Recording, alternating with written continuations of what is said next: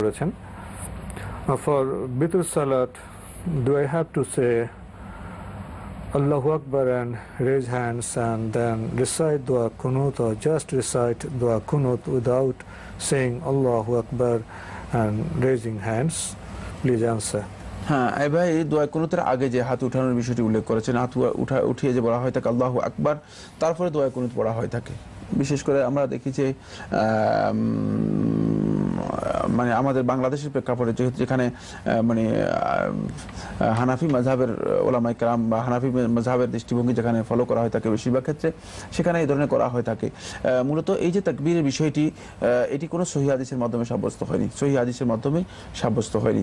সুতরাং মানে আপনি যদি মানে দোয়া কুনুত পড়তে চান, দোয়া কুনুত এর জন্য তাকবীর দেওয়া শর্ত নয়, দোয়া কুনুতের জন্য তাকবীর দেওয়া শর্ত নয়, তাকবীর ছাড়াই আপনি দোয়া কুনুত পড়তে পারেন। তারপরে দোয়া কুনুত মূলত রাসূলুল্লাহ সাল্লাল্লাহু আলাইহি ওয়াসাল্লাম আব্দুল্লাহ ইবনে উমর রাদিয়াল্লাহু তাআলা বর্ণিত হাদিসের মধ্যে রয়েছে যে রাসূলুল্লাহ সাল্লাল্লাহু আলাইহি ওয়াসাল্লাম রুকুর আগেও পড়েছেন, রুকুর পরেও পড়েছেন, রুকুর আগেও পড়েছেন, রুকুর পরেও পড়েছেন। রুকুর পরেও আপনি পড়তে পারেন, রুকুর আগেও পড়তে পারেন। এই ক্ষেত্রে দোয়া কুনুতের আগে মানে তাকবীর দেয়া অথবা হাত উঠিয়ে তাকবীর দেওয়ার বিষয়টি বিভিন্ন ইজতিহাদের মধ্যে এসেছে। ইজতিহাদের মধ্যে আসলেও মূলত একেবারেই মানে বিশুদ্ধ কোনো সনদে এটি সাব্যস্ত হয়নি।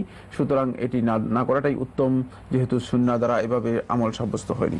তো এসব করার কারণে কি নামাজের কোনো ক্ষতি হবে?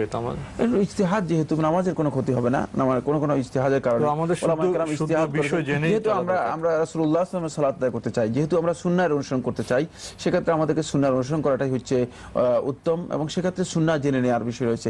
তো আমি বলছি যে ইজতিহাদ যে সমস্ত উলামায়ে কেরাম করেছেন, মানে তারা ইজতিহাদ করেছেন মূলত এই জন্য যাতে করে উম্মাহ বা মানে মুসলমানরা মানে সহজভাবে ইসলামী বিধানগুলো পালন করতে পারে, এবং সেক্ষেত্রে ভুল হয়ে গেলে মানে এই ভুলের অনুসরণ করার জন্য উম্মতকে বাধ্য করেছেন, ব্যাপারটি এমন নয়। কারণ কোনো মুজতাহিদ এই কথা বলেন নাই যে আমি ইজতিহাদ করেছি, আমার ইজতিহাদ ভুল হলেও সেটাকে তোমরা মেনে নিবে, মানে এটা কোনো ইমাম বলেন নাই। সেক্ষেত্রে আমাদের উচিত হবে যারা মানে বিশেষ করে মাযহাবের অনুসরণ করে থাকেন, হানাফি মাযহাব হোক, শাফি মাযহাব হোক, মালিকি মাযহাব হোক, যেই মাযহাব হোক না কেন, সেক্ষেত্রে আমরা মাযহাবের অনুসরণ করাটা গর্হিত নয়, নিষিদ্ধ কাজ নয়, কিন্তু মাযহাবের অনুসরণ করেই তিনি খেয়াল রাখতে হবে যদি কোনো কারণে মনে হয় যে রাসূলুল্লাহ সাল্লাল্লাহু আলাইহি ওয়াসাল্লামের সহিহ হাদিসের মানে সাথে এই বক্তব্যের সাথে কিছুটা সাংঘর্ষিকতা রয়েছে অথবা ইজতিহাদের মধ্যে কিছুটা ব্যতিক্রম রয়েছে, সেক্ষেত্রে মানে তিনি সহিহ হাদিসের অনুসরণ করবেন, এটাই হচ্ছে তার উপর ওয়াজিব, এটাই হচ্ছে তার উপর অনুসরণ করাটা বাধ্যতামূলক। মাযহাবে ইমাম নবী এই কথাই বলে গেছেন, এটাই বলেছেন, যদি আমার কথা বিপরীতে কোনো হাদিস পাওয়া যায় ওটা তোমরা মানবা, ওটা আমার মাযহাব। জি। তো আসলে আমরা যারা অনুসারী আমরা অনেক সময় ভুল করে ফেলি আর কি। জি। দর্শক, এবার আমাদের হাতে যে চিঠিটি এটি পাঠিয়েছেন মোহাম্মদ সাকির হোসেন, রাধানগর পাওয়ার হাউস পাড়া, পাবনা থেকে। আপনি লিখেছেন যারা অমুসলিম তাদেরকে কি সালাম দেওয়া যাবে? অমুসলিমদেরকে সালাম দেওয়া যাবে কিনা? অমুসলিমদেরকে সালাম দেওয়া যাবে না। সরাসরি আপনি অমুসলিম যারা আছে তাদেরকে সালাম দিয়ে শুরু করতে পারবেন না। আপনি আসসালামু আলাইকুম ওয়া রাহমাতুল্লাহ, কারণ এটা হচ্ছে তাহিয়াতুল ইসলাম, ইসলামের অভিবাদন। এবং ইসলাম এই তাহিয়াটা, এই যে অভিবাদনটুকু রয়েছে বা ইসলামের যে মানে এই মানে বক্তব্যটুকু রয়েছে, এর মধ্যে মূলত মানে আল্লাহ সুবহানাহু ওয়া তাআলা এই অভিবাদনের মধ্যে একটা গুরুত্বপূর্ণ দোয়া রেখে দিয়েছেন। সেই দোয়াটুকু হচ্ছে যে আসসালামু আলাইকুম, যে তোমার উপর আল্লাহ রাব্বুল আলামিনের পক্ষ থেকে সালাম বা শান্তি বর্ষিত হোক। সুতরাং এই জন্য এটি দিয়ে কোনো অমুসলিমকে শুরু করা যাবে না। কিন্তু যদি কোনো অমুসলিম আপনাকে তাদের পক্ষ থেকে সালাম দেয়, মানে যেমন কোনো মুসলিম আপনাকে দেখে বলে আসসালামু আলাইকুম, তখন আপনার জন্য এই সালামের উত্তর দেওয়া মানে জায়েজ, এবং সে উত্তর দেবেন আপনি। সেটা হচ্ছে আপনি তখন বলবেন ওয়া আলাইকুম, মানে তোমার উপরে সালাম বর্ষিত হোক, আপনি ওয়া আলাইকুম এতটুকু বলতে পারবেন।